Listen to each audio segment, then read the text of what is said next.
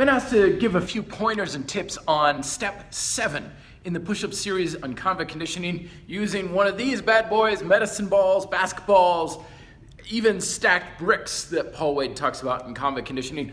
Basically, these are uneven push-ups where one arm is working just a little bit harder than the other one. This follows step 6, which is where we're doing close push-ups, diamond push-ups, if you will, to prepare our wrists and our limbs for being able to push up our body while being underneath us.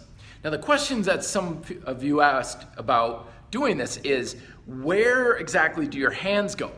In the literature in convict conditioning, Paul Wade talks about keep your hands under your shoulders. For a lot of folks, this is gonna feel very narrow because a lot of times you see people doing push-ups and they're like way out here. So this is gonna feel pretty narrow. So when you do the close push-ups from step 6, this should feel fairly comfortable. The other thing that comes up a lot is people say, well, where's my weight distribution?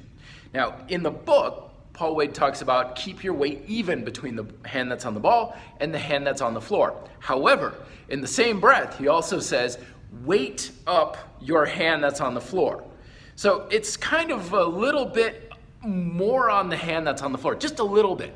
Because the idea behind having a medicine ball or a ball that you're pressing against is that you have a little bit of less stability on one arm, so you're gonna have to work a little bit harder with the one that's more stable on the floor.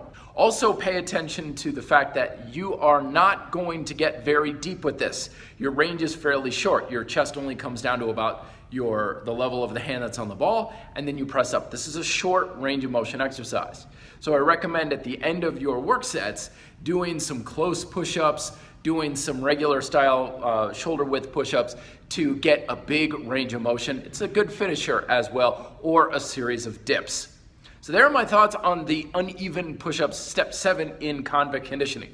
Let me know if you have any questions. Be fit, live free.